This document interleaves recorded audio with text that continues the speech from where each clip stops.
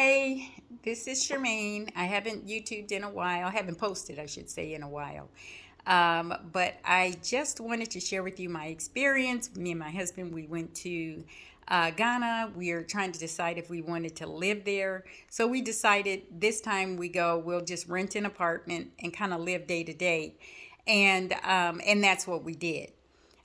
We rented an apartment, a wonderful place. I actually, when I go back, I want to stay there again because I had such a good time there. It's very comfortable, very home-like, and I am just looking forward to getting to know Ghana even more.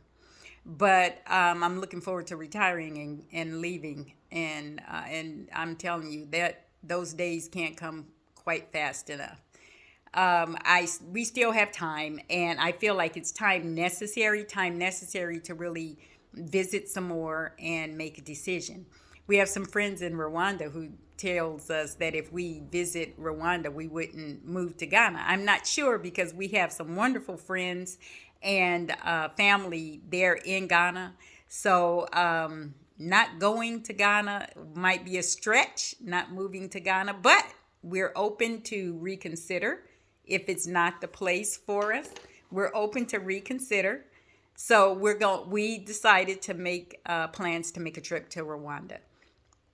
And so we're going to go there, and we'll probably maybe spend a week or two there and then spend the rest of the time in Ghana. We're going to fly there and then fly over to Ghana. We didn't get a chance to go to Rwanda. It was part of our plans to go and visit with our friends. But we didn't, and mainly because we just didn't feel like going through all the COVID stuff again. And not only that, I really feel like after going through the process, I really feel like everybody's just making money off of a real disease. It's a real thing, but COVID-19 is real for sure. But I just didn't feel like spending any more money. Everybody's making money off of it everywhere you go. I leave here, I have to take a test. I've been vaccinated, and since I've been back, I even been boosted. But I get, I just don't get the money that we have to spend. We take that test, we get to Ghana, we have to spend more money to take another test that we already took before we came. And then when we leave, we got to take another test, and it's just like, okay, come on, enough.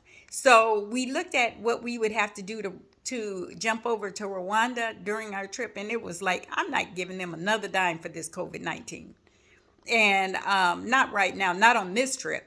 And so that was it was very frustrating. And I started thinking, everybody's making money off of this. This has become a moneymaker. And and it's easy because it's real. And I just didn't feel like it. So we didn't get a chance, so we'll do it next time. Um, Another thing that we wanted to do was we wanted to eat local food. So we know, because last time we were there, we didn't.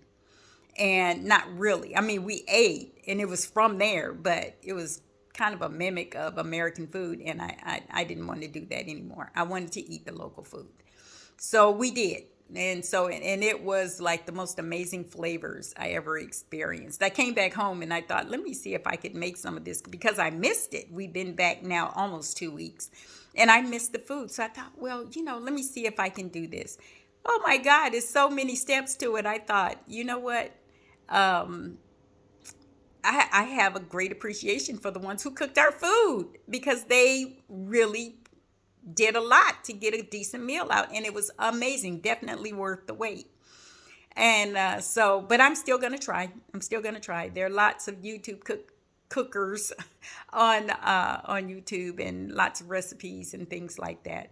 But I yesterday I was online trying to find somebody that makes Ghanaian food, and I did find somewhere. It's away from our house, quite a ways, but we decided we're going to drive, and we'll just buy a few plates and then stick them in the freezer, and pull them out as we want them, so that we already will have the food here.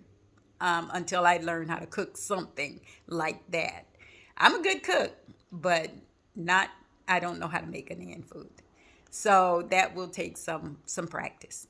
Another thing is that we realize too, in order to go there, we have to really allow ourselves to fit in the fiber of the country. And we know that that's not going to be easy because we've been here in America all our lives.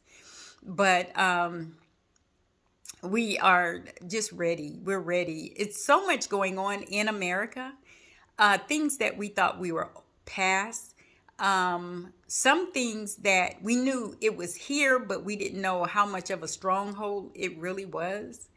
And it made you start reflecting back and start seeing things for what it really was.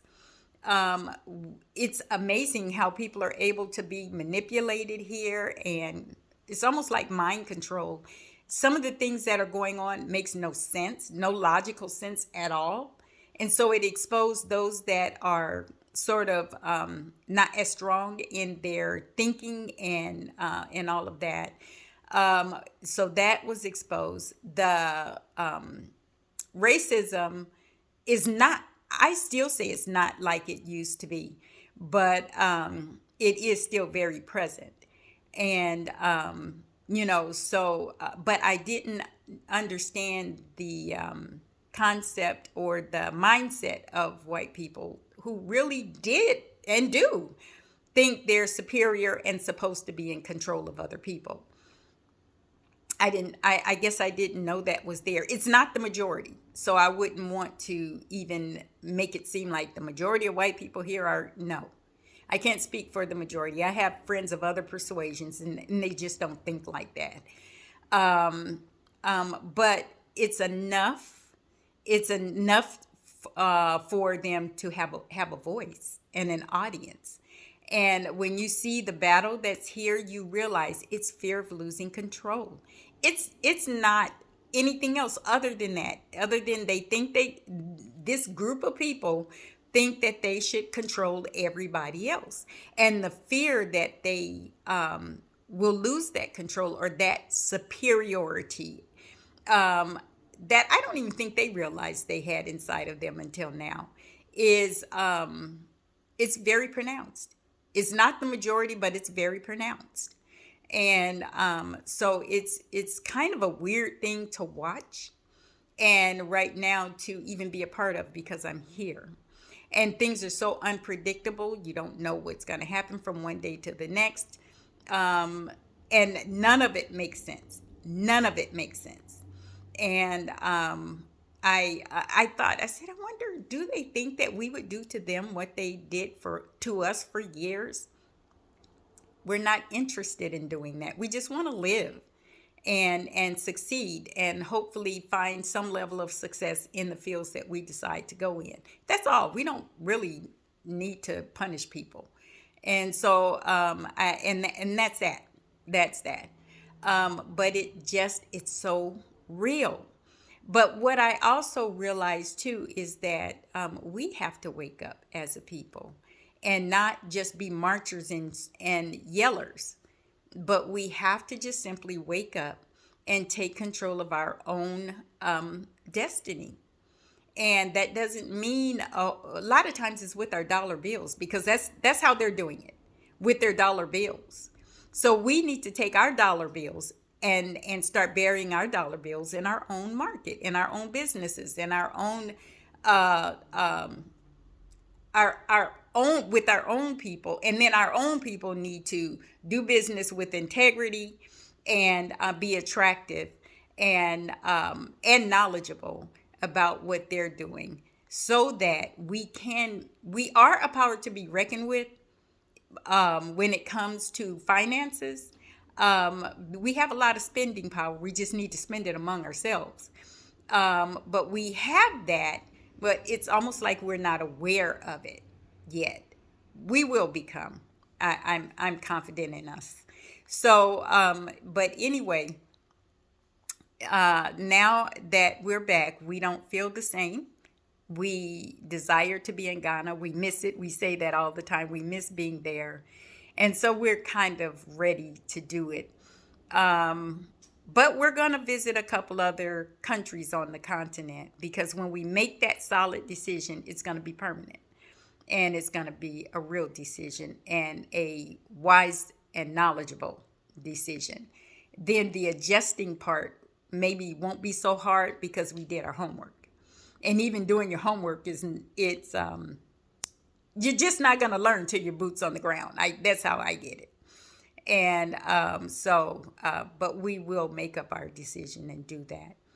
Until then, I just want to leave. I like to leave a little thought here and there, and that for today will be actually think about your life, where you want to go, what you want to do, what you hope to accomplish, but also think about when you accomplish that, how can you be an asset in the life of another person?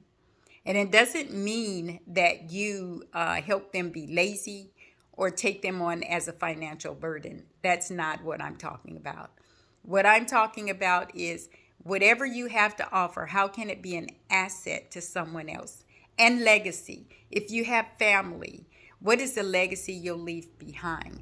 What will they remember you by? What will they know you by? What will your name inspire when mentioned in a group? Will it be a positive legacy or a name that brings dread? Decide what you want to leave behind and what you want to be remembered by, and then pursue that, loving all the way.